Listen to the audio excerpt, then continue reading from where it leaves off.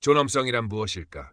화려한 제복과 삼엄한 경계 혹은 높은 지위에서 자연스레 흘러나오는 것일까? 아니면 그 모든 것이 부재한 상황에서도 한 인간의 내면에서 조용히 하지만 단단하게 빛을 발하는 그 무엇일까? 방콕의 태양은 마치 거대한 용광로처럼 도시 전체를 달구고 있었다. 엘리너 엘리 박은 이마에 송골송골 맺힌 땀을 손등으로 훔치며 왕궁의 눈부신 황금빛 첨탑들을 바라보았다. 한국계 미국인 큐레이터인 그녀에게 태국의 왕실 예술과 건축은 오랜 연구 주제이자 동경의 대상이었다. 특히 왕궁의 정교한 장식과 그 안에 살아 숨쉬는 역사에 매료되어 며칠째 이곳을 떠나지 못하고 있었다. 오늘은 그 중에서도 근위병들의 절도 있는 모습과 그들이 지키고 선 건축물의 일부를 스케치북에 담을 생각이었다. 왕궁 외곽, 관광객들의 발길이 조금은 뜸한 한적한 구역. 화려하지만 엄숙한 분위기의 초소 옆으로 엘리는 작은 그늘을 찾아 자리를 잡았다. 눈앞에는 태국의 전통 문양이 섬세하게 조각된 벽과 그 앞을 미동도 없이 지키고 선 근위병이 있었다. 그의 새하얀 제복은 장렬하는 태양 아래서 더욱 빛났고 꼿꼿한 자세는 경외감마저 자아냈다. 엘리는 숨을 죽이고 스케치북을 펼쳐 연필을 들었다. 벽의 질감, 근위병의 날카로운 옆모습, 제복의 견장 장식. 세밀한 선들이 종이 위를 채워나가기 시작했다. 그녀는 주변의 소음도 숨막히는 더위도 잊은 채 그림에 몰두했다. 그러다 조금 더 자세히 관찰하고 싶은 마음에 자신도 모르게 한 걸음 그리고 또 한 걸음 초소 쪽으로 다가섰다. 바닥에 희미하게 그어진 노란색 선이 시야에 들어오지 않았다. 그때였다. 거기, 멈춰! 날카롭고 단호한 목소리가 엘리의 집중을 갈랐다. 태국어였다. 화들짝 놀란 엘리가 고개를 들자 방금 전까지만 해도 조각상처럼 서 있던 근위병이 성큼성큼 그녀에게 다가오고 있었다. 20살 남짓되어 보이는 젊은 근위병 차이 이병이었다. 그의 표정은 싸늘했고 눈빛에서는 노골적인 짜증과 권위의식이 흘러나왔다. 엘리는 순간 얼어붙었다. 자신이 무언가 잘못했음을 직감했다. 그녀는 황급히 스케치북을 내리며 어색한 태국어와 영어를 섞어 사과했다. 커토카, I'm sorry. 제가 선을 못 봤어요. 커롯카리, I didn't see the line. 차이 이병은 엘리의 사과를 들은 채도 하지 않았다. 그는 엘리의 바로 앞까지 다가와 위압적으로 내려다보며 태국어로 빠르게 쏘아붙였다. 그의 말을 전부 알아들을 수는 없었지만 규정 위반, 무례함 같은 단어들이 간간히 들려왔다. 그의 목소리에는 엘리의 작은 실수에 대한 질책을 넘어선 어떤 경멸감마저 담겨 있는 듯했다. 차이 이병은 엘리의 손에 들린 스케치북을 날카로운 눈으로 쏘아보더니 비웃음 섞인 태국어로 말했다. 이런 쓸데없는 그림 그릴 시간에 규정이나 똑바로 읽으시죠. 외국인이라고 해서 모든 게 용납될 줄 압니까? 그의 목소리는 주변의 다른 관광객들도 충분히 들을 수 있을 만큼 컸다. 몇몇 사람들이 호기심 어린 혹은 불안한 눈빛으로 이쪽을 쳐다보기 시작했다. 엘리의 얼굴이 화끈 달아올랐다. 단순한 실수를 넘어 공개적인 망신을 당하는 듯한 느낌이었다. 하지만 그녀는 감정을 앞세우기보다 상황을 이해하려 애썼다. 분명 자신에게 잘못이 있었다. 규정을 어긴 것은 사실이니까. 그녀는 다시 한번 고개를 숙이며 영어로 차분하게 말했다. 정말 죄송합니다. 제 부주의였습니다. 이곳의 규정을 존중하며 근위병님의 임무를 방해할 생각은 전혀 없었습니다. 그녀의 목소리는 떨리지 않았지만 진심으로 미안함을 담고 있었다. 그러나 차이 이병의 태도는 조금도 누그러지지 않았다. 오히려 엘리의 침착한 사과가 그의 심기를 더욱 불편하게 만든 듯했다. 그는 한층 더 목소리를 높였다. 사과만 하면 다입니까? 당신 같은 관광객들 때문에 우리가 얼마나 골치 아픈지 알아요?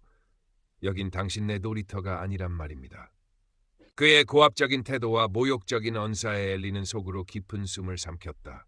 두려움보다는 부당함에 대한 작은 분노가 고개를 들기 시작했다. 그녀는 이곳의 역사와 문화를 존경하는 마음으로 왔을 뿐 누구에게도 피해를 주거나 무례를 범할 생각은 추호도 없었다. 주변의 시선이 더욱 따갑게 느껴졌다.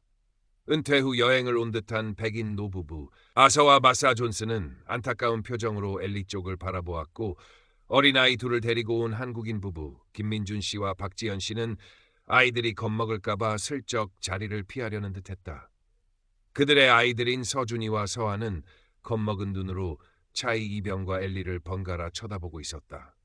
반면 배낭여행객으로 보이는 젊은 청년 리암은 흥미로운 구경거리라도 생긴 듯 스마트폰을 꺼내 이 상황을 촬영하기 시작했다.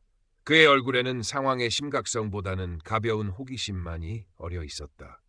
엘리는 자신을 향한 여러 갈래의 시선 속에서 차이 이병의 날카로운 눈빛과 정면으로 마주했다. 그녀는 여기서 물러나면 안 된다고 생각했다. 자신의 실수는 인정하지만 부당한 모욕까지 감수할 이유는 없었다. 그녀는 조용하지만 단호한 목소리로 다시 입을 열었다. 제 부주의에 대해서는 거듭 사과드립니다. 하지만 이병님의 말씀은 조금 지나치신 것 같습니다. 저는 이곳 왕궁의 역사와 예술에 깊은 존경심을 가지고 방문한 사람입니다. 결코 이곳의 질서를 어지럽히거나 누구에게도 무례하게 행동할 의도는 없었습니다. 엘리의 말은 차이 이병의 분노에 기름을 부은 격이 되었다. 그는 마치 자신이 모욕이라도 당한 것처럼 얼굴을 붉히며 소리쳤다. 지금 나한테 말대답하는 겁니까? 내가 누군지 알고 하는 소리예요? 왕실 근위병의 지시에 불복종하겠다는 겁니까? 그는 한 걸음 더 엘리에게 다가서며 위협적인 분위기를 조성했다. 그의 커다란 그림자가 엘리의 작은 스케치북 위로 드리워졌다. 당장 여권 제시하세요. 상부의 보고에서 당신 같은 무례한 관광객은 다시는 이곳에 발도 못 붙이게 만들어야겠어. 여권 제시 요구와 상부 보고라는 협박은 엘리의 마음을 더욱 무겁게 만들었다. 하지만 동시에 그의 권위가 얼마나 공허한 것인지도 느끼게 했다. 진정한 권위는 이렇게 함부로 휘둘러지는 것이 아닐 터였다. 엘리는 두려움을 애써 누르며 오히려 더 또렷한 목소리로 말했다. 제가 존중하는 것은 왕실의 전통과 근위병 여러분의 헌신적인 임무이지 개인의 무례함이나 권력 남용이 아닙니다. 진정한 명예는 이 화려한 제복에서 저절로 나오는 것이 아니라 그 제복을 입은 사람의 행동과 마음가짐에서 비롯된다고 생각합니다. 그녀는 잠시 숨을 골랐다가 덧붙였다. 제가 어제 본 다른 근위병님들은 매우 친절하고 품위 있는 모습이었습니다. 그분들의 모습이야말로 제가 존경하는 근위병의 모습입니다. 엘리의 예상치 못한 논리적인 반박과 다른 근위병과의 비교는 차이, 이병의 자존심을 건드린 듯했다. 그의 얼굴에 순간적으로 당황한 기색이 스쳐 지나갔지만 그는 곧 더 큰 분노로 그것을 감추려 했다. 어쩌면 그의 내면 깊은 곳에는 반복되는 고된 임무에 대한 지루함, 인정받고 싶은 욕구, 그리고 관광객들에 대한 막연한 스트레스가 뒤엉켜 있었는지도 모른다. 엘리의 침착함은 그가 쌓아온 불안정한 권위의 탑을 흔드는 것처럼 느껴졌을 것이다. 그는 더 이상 말을 섞고 싶지 않다는 듯 거칠게 손을 뻗어 엘리의 스케치북을 빼앗으려 했다. 닥치고 여권이나 내놔! 멈추세요. 엘리는 자신도 모르게 외쳤다.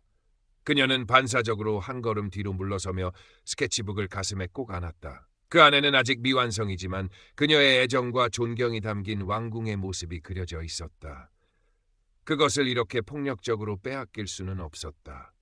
엘리의 눈빛이 흔들림 없이 차이 이병을 향했다. Current Part Characters on 6극7 Total Characters 4-795. 그 순간 엘리의 시선이 차이 이병의 새하얀 제복 가슴에 달린 작지만 선명한 휘장에 머물렀다. 태국 왕실을 상징하는 문양과 소속 부대를 나타내는 듯한 표식이었다. 엘리는 마지막 용기를 내어 떨리는 목소리지만 분명하게 말했다. 잠시만요. 이병님, 그 가슴에 달린 휘장이 무엇을 의미하는지 알고 계십니까? 제가 알기로 그것은 왕실의 명예, 그리고 이 나라를 지키는 헌신과 용기를 상징합니다. 지금 이병님의 행동이 과연 그 명예에 부합한다고 생각하십니까? 엘리의 목소리는 크지 않았지만 그 안에 담긴 무게감은 주변의 소음을 잠재우기에 충분했다. 차이 이병은 마치 찬물을 뒤집어 쓴 사람처럼 그 자리에 우뚝 멈춰섰다. 그의 표정에는 분노와 당혹감, 그리고 아주 희미하지만 수치심 같은 것이 복잡하게 얽혀 스쳐 지나갔다. 그는 엘리의 날카로운 지적과 예상치 못한 당당한 태도에 완전히 말문이 막힌 듯했다. 엘리의 스케치북을 향해 뻗었던 그의 손이 어색하게 허공에 멈춰 있었다. 바로 그때였다. 무슨 일인가, 차이 이병? 낮고 잠적한 목소리가 그들의 사이에 끼어들었다. 언제 다가왔는지 경험 많고 관록 있어 보이는 근위대 상사 한 명이 그들 바로 옆에 서 있었다. 그의 제복은 차이 이병의 것보다 조금 더 많은 훈장과 계급장을 달고 있었고 눈빛에서는 연륜에서 우러나오는 통찰력이 느껴졌다. 그는 수텝 상사였다. 수텝 상사는 차이 이병의 격앙된 모습, 엘리의 창백하지만 단호한 표정, 그리고 주변에서 수군거리는 관광객들의 분위기를 빠르게 훑어보았다. 상황이 심상치 않음을 직감한 것이다. 차이 이병은 갑작스러운 상사의 등장에 안절부절 못하며 당황한 기색을 감추지 못했다. 그는 황급히 자세를 바로잡고 수텝 상사에게 경례를 붙이며 엘리가 규정을 어기고 자신에게 불손하게 대들었다고 둘러대려 했다. 하지만 그의 목소리는 이미 한풀 꺾여 있었고 이전의 오만함은 찾아볼 수 없었다. 엘리는 수텝 상사에게 시선을 돌렸다. 그녀는 마지막 희망을 거는 심정으로 그러나 여전히 침착함을 잃지 않고 상황을 설명하기 시작했다. 자신의 사소한 실수와 그에 대한 진심 어린 사과, 그리고 차이 이병의 과도한 대응과 모욕적인 언사에 대해 간결하고 논리적으로 전달했다. 그녀는 감정을 앞세우기보다는 사실관계를 명확히 밝히려 했었고 자신이 느낀 부당함에 대해서도 솔직하게 이야기했다. 스케치북을 꼭 쥔 그녀의 손이 미세하게 떨리고 있었지만 목소리만큼은 또렷했다. 수텝 상사는 엘리의 말을 주의 깊게 들었다. 그의 시선은 엘리의 진실된 눈빛과 차이 이병의 불안한 표정 사이를 오갔다. 그는 아무 말 없이 고개를 몇 번 끄덕이더니 차이 이병을 향해 돌아섰다. 그리고는 낮지만 단호한 목소리로 말했다. 차이 이병, 잠시 나 좀 보지.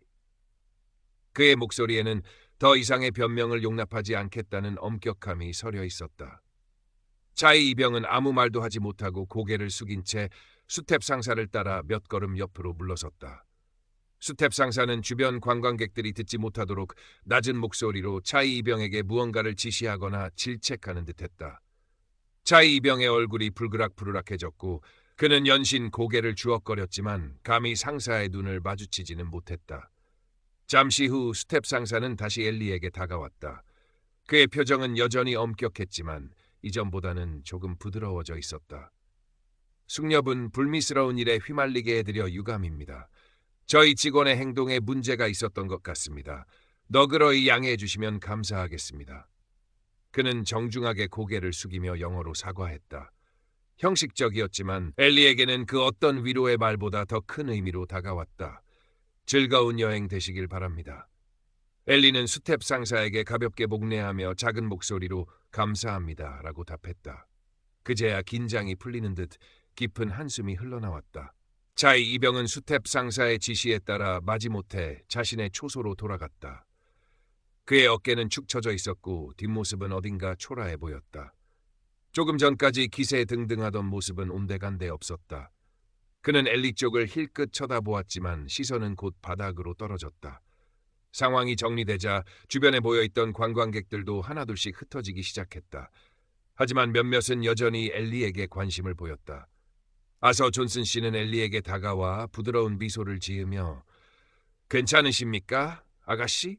정말 용감하셨어요 라고 위로의 말을 건넸고 그의 아내 마사 존슨 씨는 엘리의 손을 꼭 잡아주었다.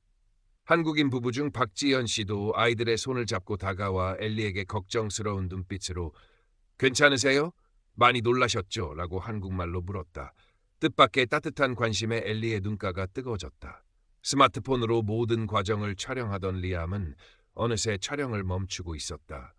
그는 잠시 생각에 잠긴 듯한 표정으로 엘리를 바라보다가 슬그머니 자리를 떴다. 그의 스마트폰에 담긴 영상이 어떤 식으로든 소비될 수도 있겠지만 어쩌면 그에게도 작은 생각의 변화가 있었을지도 모른다. 엘리는 잠시 그 자리에 서서 멀어져가는 차이 이병의 뒷모습과 다시 엄숙하게 자신의 임무로 돌아간 수텝 상사의 모습을 번갈아 바라보았다. 그리고 방금 전 자신에게 따뜻한 위로를 건네준 이름 모를 관광객들의 얼굴을 떠올렸다.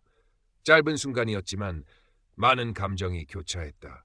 분노와 두려움, 그리고 안도감과 감사함.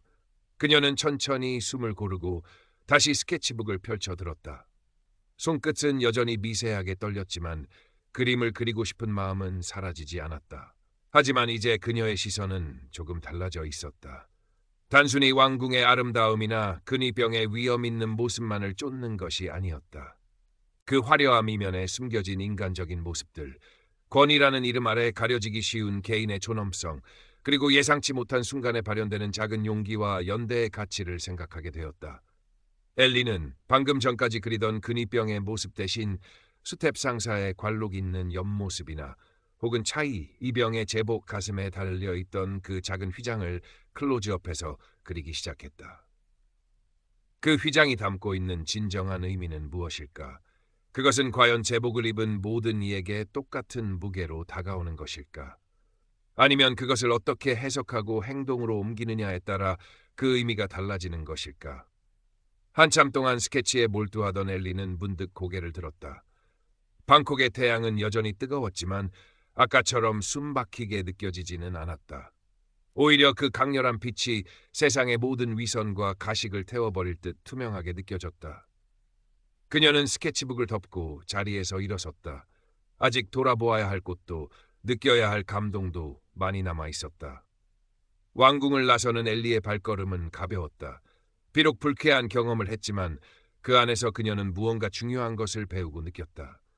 진정한 존엄성은 타인이 부여하는 것이 아니라 스스로 지켜나가는 것이며, 때로는 가장 평범해 보이는 개인의 작은 목소리가 거대한 권위 앞에서 가장 큰 울림을 줄 수도 있다는 것을. 그녀는 문득 차이 이병을 떠올렸다. 그는 오늘 일을 통해 무언가를 배웠다.